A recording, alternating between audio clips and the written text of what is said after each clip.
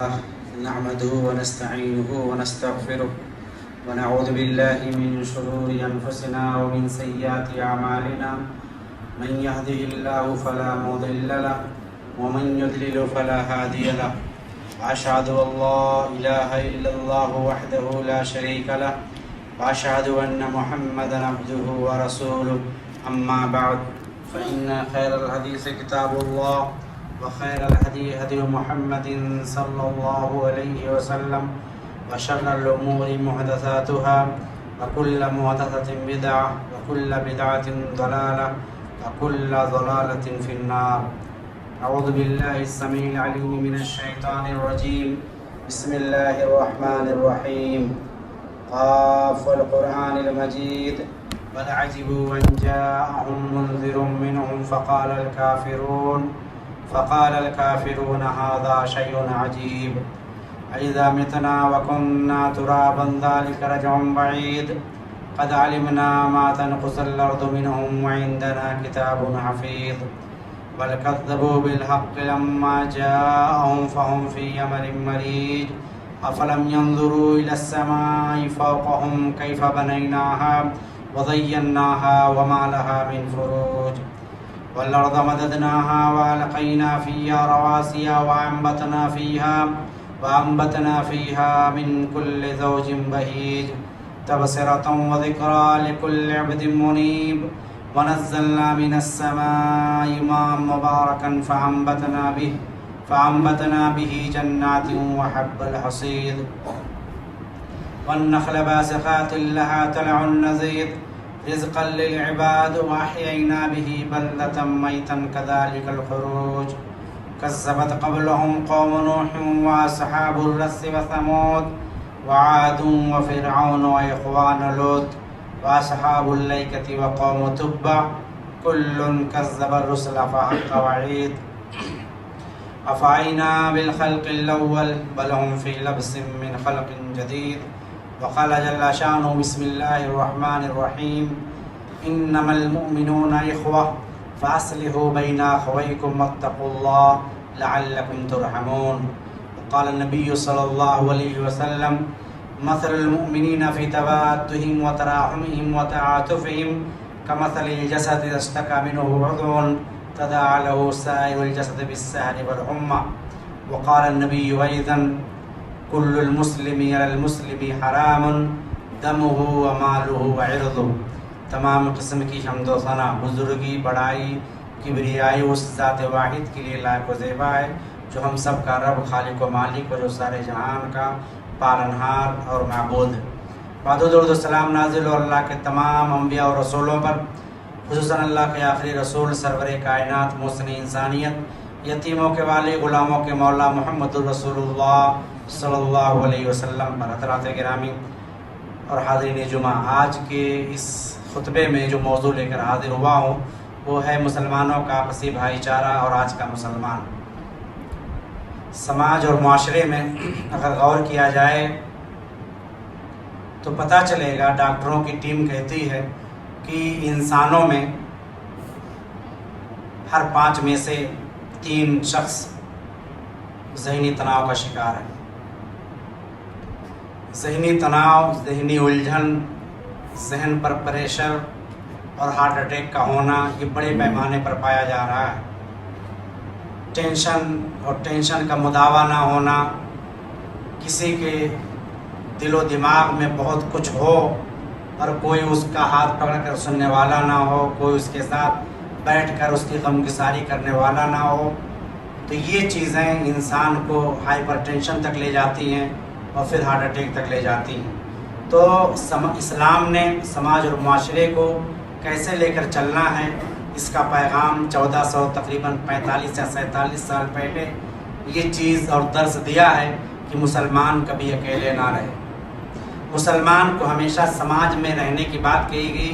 اسی لیے آپ پائیں گے کہ دیگر مذاہب میں رہبانیت ہے، دیگر مذاہب میں تصوف ہے، دیگر مذاہب میں سماج اور معاشرے سے کٹ کر کے کہیں الگ تھلگ چلے جانا ہے، لیکن اسلام میں الگ تھلگ نہیں بلکہ سماج اور معاشرے میں رہ کر کے سماج اور معاشرے کے حالات کا مقابلہ کرتے ہوئے دین اسلام پر چلنے کی بات کہی گئی ہے اور یہی پیغام اسلام نے دیا ہے۔ پیارے رسول صلی اللہ علیہ وسلم بھی غار حرا میں گئے، تنہائی میں گئے، لیکن رب العالمین نے وہاں سے کیا پیغام دیا کہ جائیے اپنی قوم کے پاس اور انہیں اس معبود کی طرف بلائیے جس معبود کے علاوہ دنیا میں کوئی معبود برحق نہیں ہے۔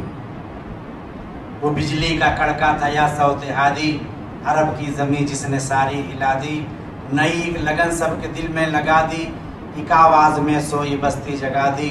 وہ نبیوں میں رحمت لقب پانے والا، مرادیں غریبوں کی بر لانے والا، وہ اپنے پرائے کا غم کھانے والا، فقیروں کا ملجا، ضعیفوں کا ماوا، یتیموں کا والی، غلاموں کا مولا، خطا کار سے درگزر کرنے والا، بدن دیش کے دل میں گھر کرنے والا، نکل کر حرا سے سوئے قوم آیا، وہ ایک نسخہ کیمیا ساتھ لایا۔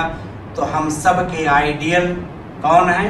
محمد رسول اللہ صلی اللہ علیہ وسلم۔ اللہ رب العالمین قرآن میں کہتا ہے وَلَقَدْ كَانَ لَكُمْ فِي رَسُولِ اللَّهِ أُسْوَةٌ حَسَنَةٌ۔ اے لوگو، اے قرآن کے پیغام کو سننے والے لوگو، اے قرآن کی تعلیمات پر ایمان لانے والے لوگو، اے مسلمانوں، اے مومنوں، تمہارے لیے رسول کی زندگی میں بہترین اسوہ اور نمونہ ہے۔ نبی کی شان کیا تھی، نبی کی زندگی کیسی تھی، نبی کے معاملات کیسے تھے، نبی کا تجارت کیسا تھا، نبی کا کاروبار کیسا تھا، نبی کے تعلقات کیسے تھے صحابہ سے، نبی سماج اور معاشرے میں کیسے رہتے تھے۔ یہ ساری چیزیں ہم کو اور آپ کو اگر اچھے سماج کو بنانا ہے تو اپنے رسول، اپنے نبی محمد صلی اللہ علیہ وسلم سے لینا ہوگا۔ آج کا موضوع جو لے کر حاضر ہوا ہوں، ذرا غور کریں کہ جو نبی یا جو دین 1447 سال پہلے اکیلے رہنے سے منع کرے، آج کا معاشرہ اس بیماری میں جا رہا ہے کہ انسان اکیلے رہتا ہے، ٹینشن میں رہتا ہے، خودکشی کر لیتا ہے، پریشان ہوتا ہے، ہارٹ اٹیک آ جاتا ہے، پریشان ہوتا ہے، ذہنی تناؤ کا شکار ہو جاتا ہے، پریشان ہوتا ہے، ہائپر ٹینشن کا مریض ہو جاتا ہے۔ آج ایسے مریض اور مرض بھرے سماج اور معاشرے میں نبی کی تعلیمات، نبی کی سیرت، نبی کا اخلاق و کردار، نبی کے معاملات اور نبی کے کیریکٹر کو اپنا کر کے ہم سماج اور معاشرے کو بہتر اور بہترین سمت دے سکتے ہیں۔ مسلمانوں کا آپسی بھائی چارہ بہت زیادہ کم ہو چکا ہے۔ مسلمانوں کو اگر دیکھا جائے تو غور کیا جائے تو پتہ چلے گا کہ مفاد پرستی بھری ہوئی ہے۔ اس کو اس کے اپنے ذاتی نفع اور نقصان کا ہر راز اس کی نیتوں میں چھپا ہوتا ہے، ورنہ آج معاشرے میں کوئی ایک دوسرے کی خبر لینے کے لیے تیار نہیں ہے۔ ایک پہلی جو آیت کریمہ میں نے آپ لوگوں کے سامنے پڑھی ہے، اللہ رب العالمین بیان فرماتا ہے انما المؤمنون اخوہ، سارے مسلمان بھائی ہیں۔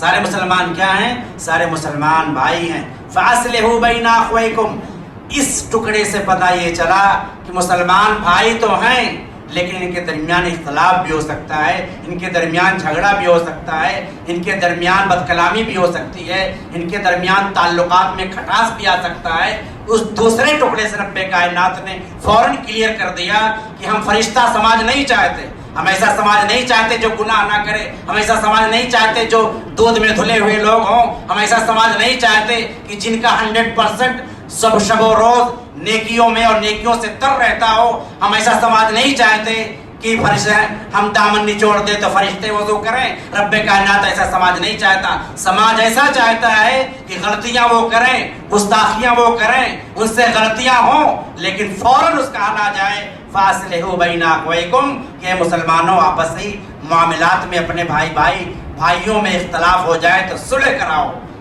جہاں انما المؤمنون اخوہ کہا وہیں فوراً کہہ دیا فاصلحوا بین اخویکم، کہ اپنے بھائیوں کے درمیان اگر اختلاف ہو جائے تو صلح کراؤ۔ آج معاملہ معاشرے کا کیا ہے؟ اگر دو بہت جگری دوست ہیں تو سماج اور معاشرے کے بہت سارے لوگ یہ چاہتے ہیں کہ ان کے درمیان دشمنی ڈال دی جائے۔ ممبئی میں ہم لوگ کام کرتے ہیں، لوگ کس انداز سے ایک دوسرے کو چڑھاتے ہیں، ہم کو آ کر کے فلاں کی برائی اور ہماری برائی اس کے سامنے کر کے اس انداز سے توڑنے کی، یہ ذاتی طور پر جو چیزیں ہو رہی ہیں میں اس کو آپ کے سامنے رکھ رہا ہوں تاکہ ہم اور آپ اچھے سے چیزوں کو سمجھ سکیں۔ ہمارے پاس آ کر ان کی برائی، ان کے پاس جا کر ہماری برائی، اور دونوں کے معاملات کو اس انداز سے گڑبڑ کر کے پیش کیا جائے کہ دونوں کی دوستی ٹوٹ جائے، دونوں کا کاروبار ٹوٹ جائے، دونوں کی تجارت اور جو بھی چیزیں ان کے درمیان ہو رہی ہیں وہ سب ختم ہو جائیں۔ یہ ہمارا آج کا معاشرہ اور آج ہماری سوسائٹی کا معاملہ ہے۔ یہ حالات ہیں۔ اسلام اور نبی کی تعلیمات اور رب کائنات کا پیغام کہتا ہے کہ مسلمان آپس میں بھائی ہیں، بھائیوں میں اختلاف ہو سکتا ہے لیکن اختلاف کو بڑھانے کا کام نہیں بلکہ اختلافات کو ختم کرنے کا کام کرنا ہے۔ فاصلہ بین اخویکم، بھائیوں کے درمیان صلح کرا کر کے، بھائیوں کے درمیان لڑائی کو ختم کرا کر کے۔ کتنی ہم اور آپ اپنے اوپر غور کریں کہ ہم نے اس طرح کے کتنے اختلافات کو ختم کیا ہے۔ ہم سب قرآن کے ماننے والے ہیں، ہمارا دعویٰ ہے کہ ہم اہل حدیث ہیں، ہمارا دعویٰ ہے کہ ہم اہل قرآن ہیں، ہمارا دعویٰ ہے کہ ہم اہل محمدی ہیں، ہمارا دعویٰ ہے کہ ہم اہل اسلام ہیں۔ ہم نے ان آیات کی تعلیمات پر کتنا عمل کرتے ہوئے کتنے اختلافات کو ختم کیا، اس پر غور کرنا یہ ہم سب کی ذمہ داری ہے۔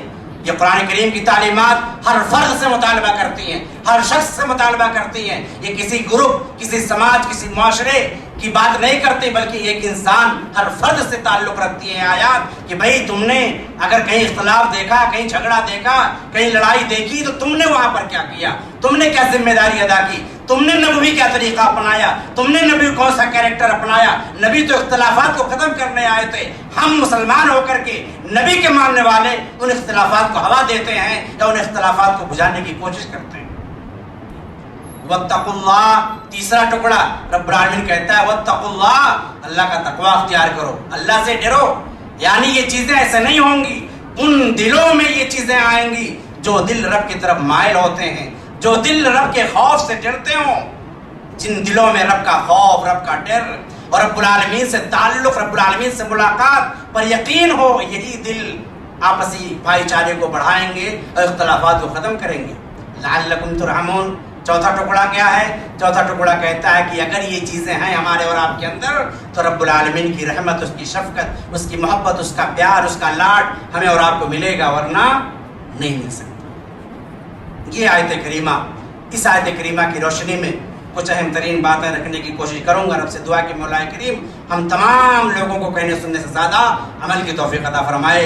ایسے نہیں شاعر نے کہا تھا عمل سے زندگی بنتی ہے، جنت بھی جہنم بھی، یہ خاکی اپنی فطرت میں نہ نوری ہے نہ ناری ہے۔ نہ تو ہم تو نور سے پیدا ہوئے یعنی فرشتے، اور نہ ناری یعنی جنات، ہم کیا ہے؟ خاکی انسان، مٹی سے پیدا ہوئے۔ ہم کو عمل کرنا ہوگا، اسی لیے آپ پائیں گے جہاں پر ایمان کا تذکرہ قرآن میں ہے وہیں عمل صالح کا تذکرہ ہے، جہاں پر ایمان کا تذکرہ وہیں عمل صالح کا تذکرہ۔ تو ہمارے اعمال صالح ہوں۔ رب العالمین نے کیا کہا سورہ ملک کے اندر؟ تبارک الذی بیدہ الملک، اور آگے کیا ہے؟ تبارک الذی بیدہ الملک وہو علی کل شیء قدیر الذی خلق الموت والحیات لیبلوکم ایکم احسن عملا، کہ رب العالمین نے موت و حیات کو اس لیے پیدا کیا تاکہ چیک کرے، ایگزام لے، امتحان لے، تفتیش کرے۔ کیا؟ لیبلوکم ایکم احسن عملا، کہ بہترین عمل کون کرتا ہے۔ رب العالمین نے یوں ہی نہیں پیدا کر دیا، رب العالمین نے ایسے ہی نہیں پیدا کر دیا بلکہ مقصد کے ساتھ پیدا کیا۔ ہم ایسے نہیں پیدا ہوئے، یہ ایسے ہی بم بلاسٹ نہیں ہو گیا دنیا پیدا ہو گئی، ایسے ہی تھیوریاں نہیں آ گئی بندر سے انسان بن گیا، لیکن رب العالمین نے پلاننگ کے ساتھ پیدا کیا۔ لیبلوکم ایکم احسن عملا، تاکہ رب کائنات موت و حیات کو پیدا کر کے چیک کرے انسانوں میں کہ انسان کون اچھا ہے کون برا ہے۔ آپ بہت بڑے امیر ہو جائیں، بہت بڑے سیٹ ہو جائیں، بہت بڑے سخی ہو جائیں، بہت بڑے حاجی ہو جائیں، بہت بڑے نمازی ہو جائیں، بہت بڑا نام کما لیں، یا فقیر سے فقیر ترین ہو جائیں، رب العالمین کے دربار میں کیا ہے؟ ان اکرمکم عند اللہ اتقاکم، معزز وہ ہے جس کا دل رب کے تقوی سے زیادہ ڈرتا ہو، جس کا دل رب کے تقوی اور ڈر سے کانپتا ہو، لرزتا ہو، اور اس کو یقین ہو کہ ہم کو مرنا ہے، ہم کو قبرستان کی زیارت کرنی ہے، ہمیں وہاں جانا ہے، دنیا ہمیشہ کی زندگی نہیں ہے۔ تو مسلمانوں، ہم کو آپس میں ایک دوسرے کے متعلق کیسے رہنا ہے، اس پر دھیان دینے کی ضرورت ہے۔ اللہ کے نبی صلی اللہ علیہ وسلم نے بیان فرمایا کہ ایک مومن کی مثال ایسے مثل المؤمنین فی توادہم وتراحمہم وتعاطفہم، ایک دوسرے سے محبت کرنے میں، ایک دوسرے کو برداشت کرنے میں، ایک دوسرے کو معاف کرنے میں کیسے ہے؟ کمثل الجسد، ایک جسم کے مانند، اذا اشتکى منہ عضو، جسم کے کسی ایک عضو میں اگر چوٹ لگے یا شکایت پہنچتی ہے تو پورا جسم کانپنے لگتا ہے۔ تداعى له سائر الجسد بالسهر والحمى، آپ کے ناخون کا ایک چھوٹا سا حصہ بڑا ہو جائے، بارش کا موسم اس میں مٹی گھس جائے، کچھ دنوں کے بعد وہاں پک جائے ہلکا سا، پوری باڈی بخار سے تپنے لگتی کہ نہیں؟ اللہ کے نبی، اللہ اکبر، پیارے رسول کیا سماج دے کر گئے، کیا معاشرہ دے کر گئے. لیکن ہائے افسوس، وضع میں تم ہو نصارہ تو تمدن میں ہنود، ہم وہ مسلمان جنہیں دیکھ کے شرمائے یہود. ہماری آپسی دشمنیاں، ہمارا ایک دوسرے کو پر کیچڑے اچھالنا، ایک دوسرے کو گرانا، ایک دوسرے کو کمزور کرنا، ہائے ہائے. اللہ کے نبی کہتے ہیں کہ جسم کا ایک عضو اگر تکلیف میں آئے، پورا جسم بخار سے تپنے لگتا ہے، پوری باڈی پریشان ہو جاتی ہے. اللہ کے رسول کہتے ہیں ایک مومن دوسرے مومن کے لیے ایسے.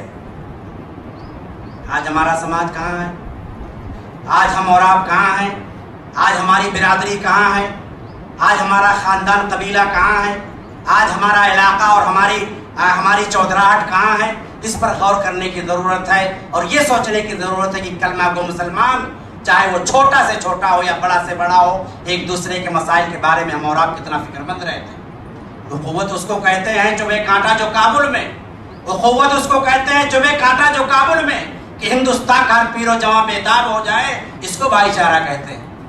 یہ نہیں کہ آج یہ مسلمان مارا گیا، کل وہ مسلمان مارا جائے، پرسوں اپنے اوپر آئے گی تب ہم ٹینشن لیں گے. ایسی چیزیں اسلام میں اور مسلمانوں کے نزدیک نہیں ہونی چاہیے. وہ ہمارا پڑوسی ہم سے غریب ہو یا ہم سے امیر ترین ہو، ہمارا پڑوسی مسلمان ہے، کیسا بھی ہو، کسی انداز کا بھی ہو، اس کے ساتھ ہمارے تعلقات کیسے ہیں، اس پر ہم سب کو غور کرنا ہوگا. ایک باڈی، ایک جسم کی طرح رہنا ہوگا، تبھی جا کر ہم صحیح معنوں میں مضبوط سماج اور معاشرہ دے سکتے ہیں. اور تب یہ مضبوط سماج اور معاشرہ غیر مسلموں اور وطن کے دیگر لوگوں کی طرف اپنے پیغامات کو لے کر نکلے گا.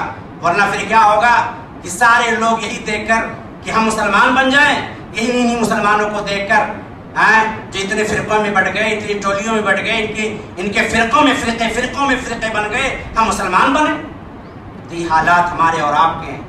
اخلاقی گراوٹ اور اخلاقی تعلیمات میں کمزوری اس قدر ہمارے اندر ہے کہ دیگر لوگ ہم سے متاثر ہونے کے بجائے ہم سے متنفر ہو رہے ہیں.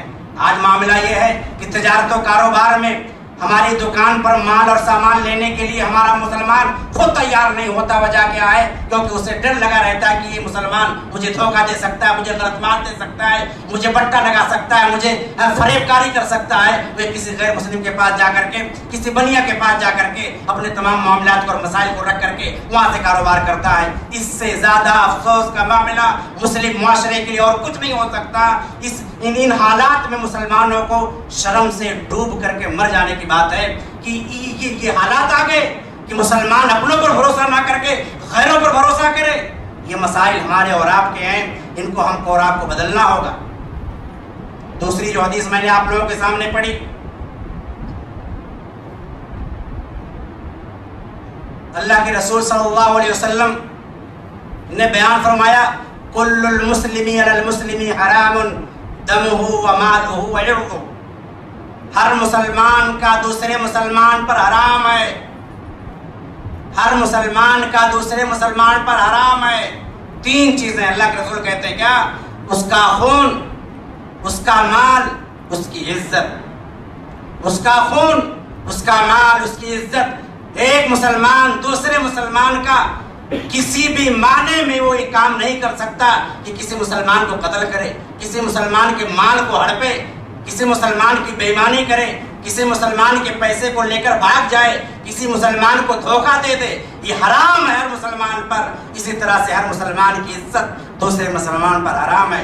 ہر مسلمان کی عزت و آبرو، ہر مسلمان کی راز کی باتیں، یہ چیزیں حرام ہیں مسلمانوں پر. لیکن آج دیکھ لیجئے مسئلہ، آج دیکھ لیجئے مسئلہ، بات بات میں کٹا نکل جائے گا، بات بات میں گولیاں چل جائیں گی، بات بات میں مٹانے اور ختم کرنے کی باتیں چل جائیں گی، بات بات میں نہ جانے کہاں تک ہم پورا پہنچ جائیں گے. لیکن اختلاف کے مسائل کو حل کرنے ہم شریعت اسلامیہ کی طرف نہیں آ سکتے، ہم کورٹ اور کچہریوں کی طرف ضرور جا سکتے ہیں. حالانکہ اسلام کہتا ہے فَإِن تَنَازَعْتُمْ فِي شَيْءٍ فَرُدُّوهُ إِلَى اللَّهِ وَالرَّسُولِ. اگر کسی مسئلے میں اختلاف اور جھگڑا ہو جائے تو اللہ اس کے رسول کی طرف آؤ. لیکن آج کی مسلمانوں کی اکثریت اللہ اس کے رسول کی طرف آنے کے بجائے وہ کورٹ اور کچہریوں میں جانا چاہتی.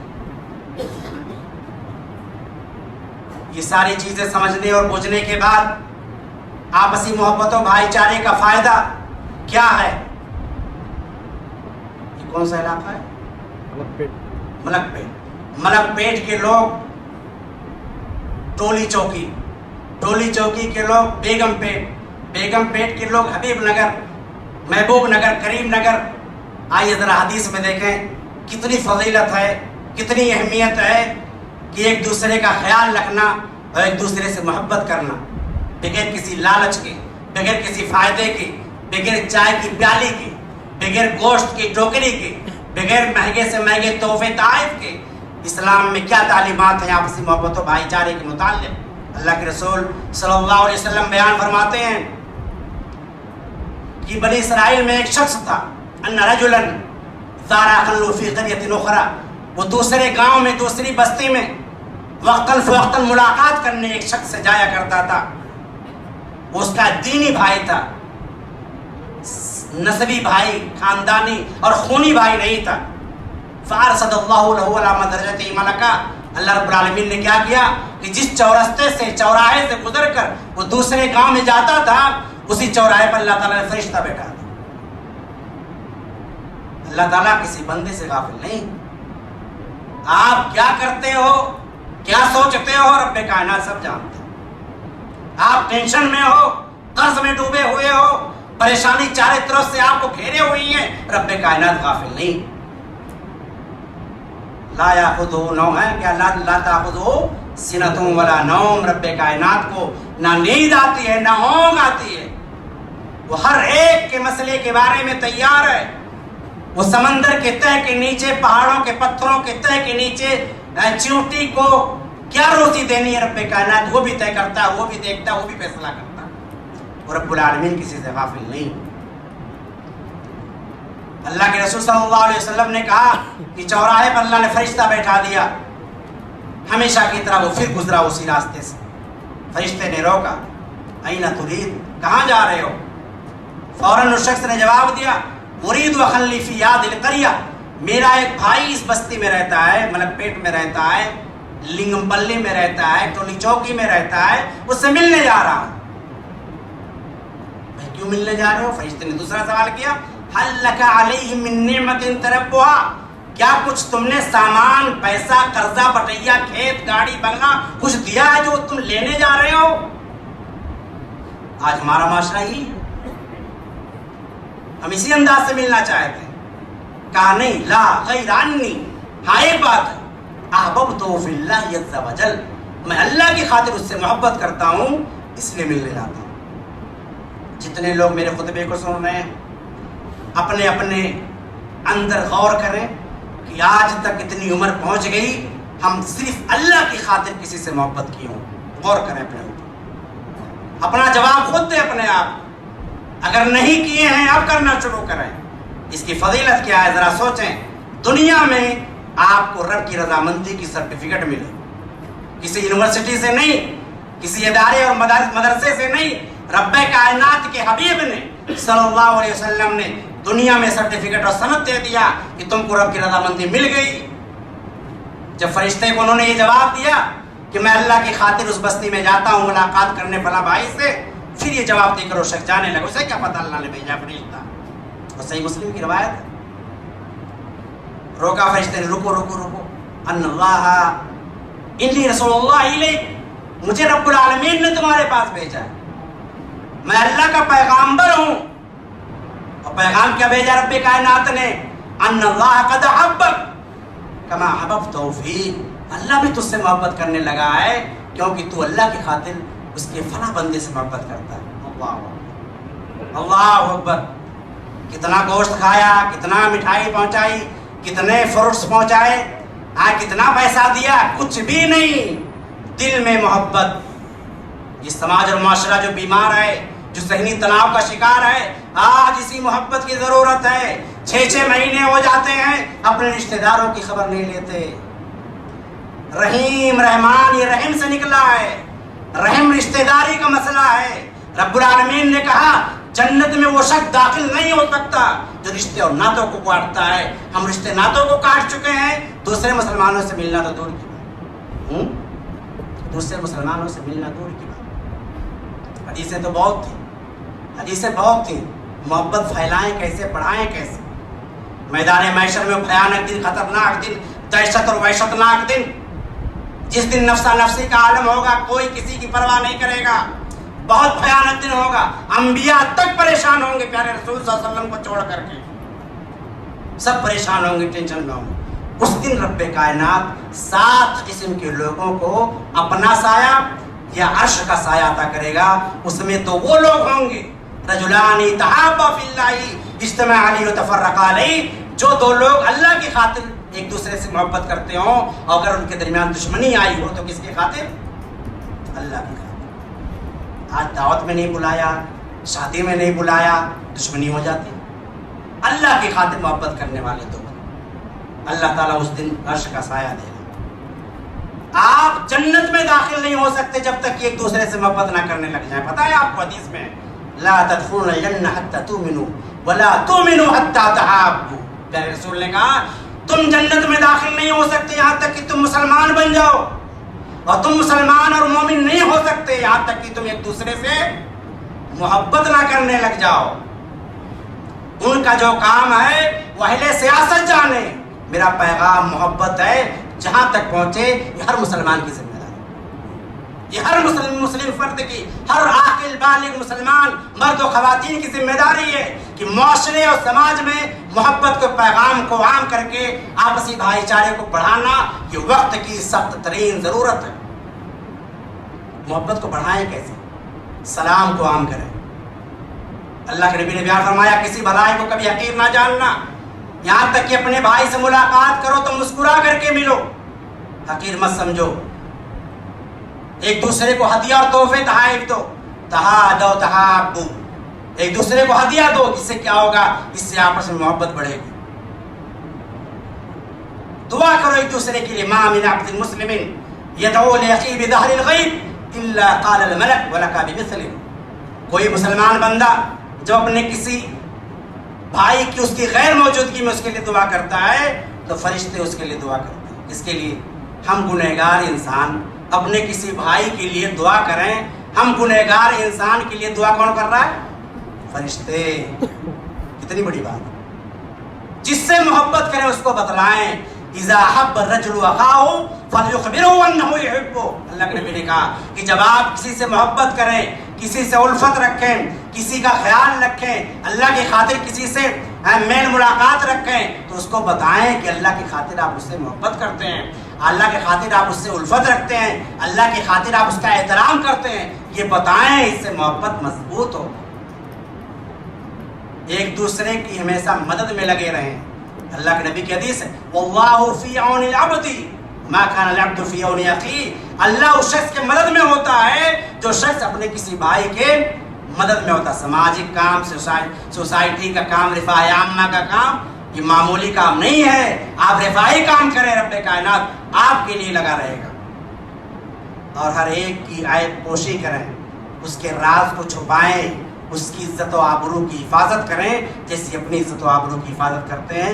تو یہ نسخے ہیں جس سے سماج اور معاشرے میں ہم اور آپ محبت کو بڑھا سکتے ہیں، محبت کو عام کر سکتے ہیں. رب العالمین سے دعا کہ مولا کریم ہم تمام مسلمانوں کو آپس میں ایک دوسرے سے محبت کرنے والا بنائے، ایک دوسرے کی قدر کرنے والا بنائے، ایک دوسرے کا احترام کرنے کی توفیق عطا فرمائے. اے اللہ ہم تمام مسلمانوں کو آپس میں ایک دوسرے سے محبت کی توفیق عطا فرما.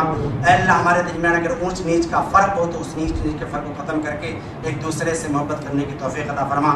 آمین. اقول قولی ھذا استغفر لکم ولسائر المسلمین فاستغفروہ انہ هو الغفور الرحیم.